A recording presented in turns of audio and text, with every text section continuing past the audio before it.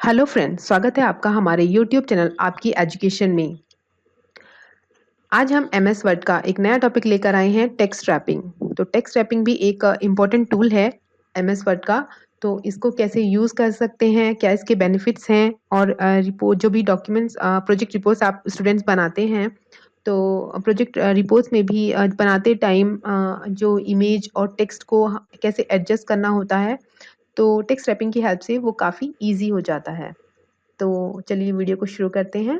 तो इसके लिए सबसे पहले हमें एक इमेज ले लेते हैं। तो इमेज और टेक्स्ट दोनों को कैसे एडजस्ट करना है, तो टेक्स्ट रैपिंग की हेल्प से हम ये आपको आज बताने जा रहे हैं। तो इसको डिटेल में बताएंगे। तो सबसे पहले हमने एक इमेज को इंसर्ट कर लिया है। तो इमेज इंसर्ट करने पर सिंपल हमने वैसे ही किया इंसर्ट की हेल्प से।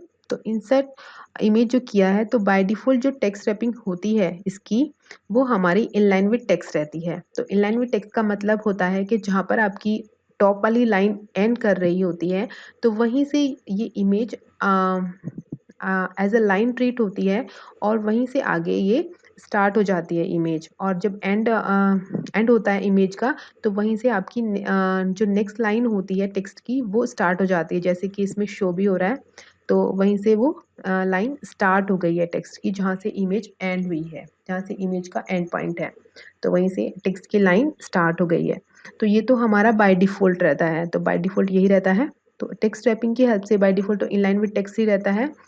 सॉरी। तो नया जो हमारा अदर ऑप्शंस इसमें हैं, वो है square, tight, in front of text, behind the text is etc etcetera.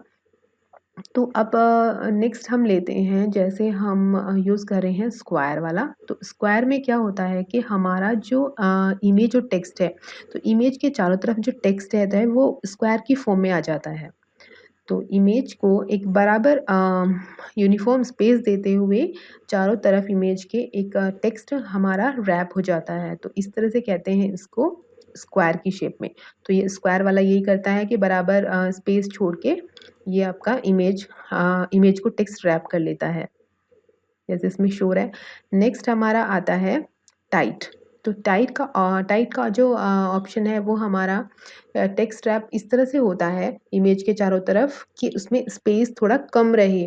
तो थोड़ा सा मतलब जितना भी आपका इमेज इसमें टाइट वाला ठीक से शो नहीं हो पा रहा है, जो लेकिन हमारी ट्रांसपेरेंट इमेजेस होती हैं जिनका बैकग्राउंड ट्रांसपेरेंट होता है, उसमें ये अच्छे से शो हो जाता है।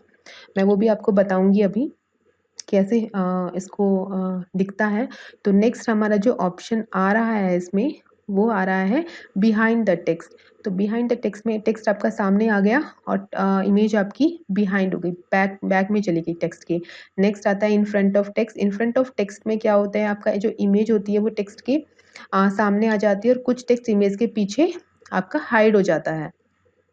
नेक्स्ट आपका टॉप बॉटम वाला ऑप्शन आता है कि इसमें आपका इनलाइन नहीं रहता है, कि इसमें आपका नेक्स्ट लाइन से इमेज शुरू होती है और जो इमेज का एंड पॉइंट होता है उसकी नेक्स्ट लाइन से आपका जो नेक्स्ट टेक्स्ट है, टेक्स्ट लाइन होती है, वो आपकी स्टार्ट हो जाती है।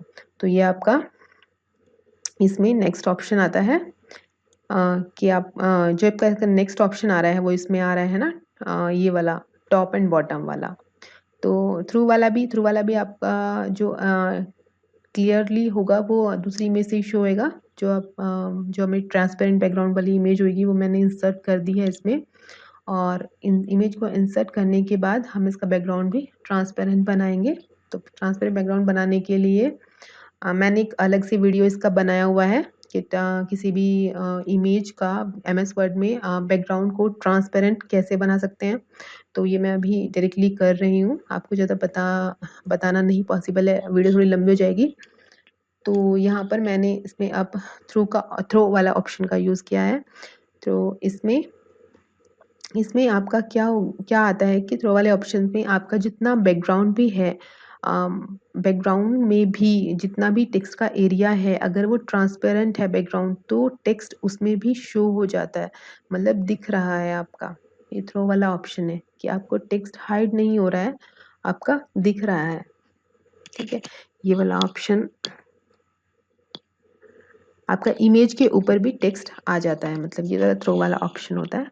तो इस तरह से। अब इसमें एक और ऑप्शन आता है आपका कि एडिट रैप पॉइंट्स। तो रैप पॉइंट्स, इसमें कुछ रैप पॉइंट्स होते हैं टेक्स्ट के लिए। तो इन रैप पॉइंट्स को, जिस भी पॉइंट्स को हमें थोड़ा-सा आगे पीछे करना है, तो उसको हम कर सकते हैं और हमारा टेक्स्ट भी उतना ही हमारा एडजस्ट हो जाता है।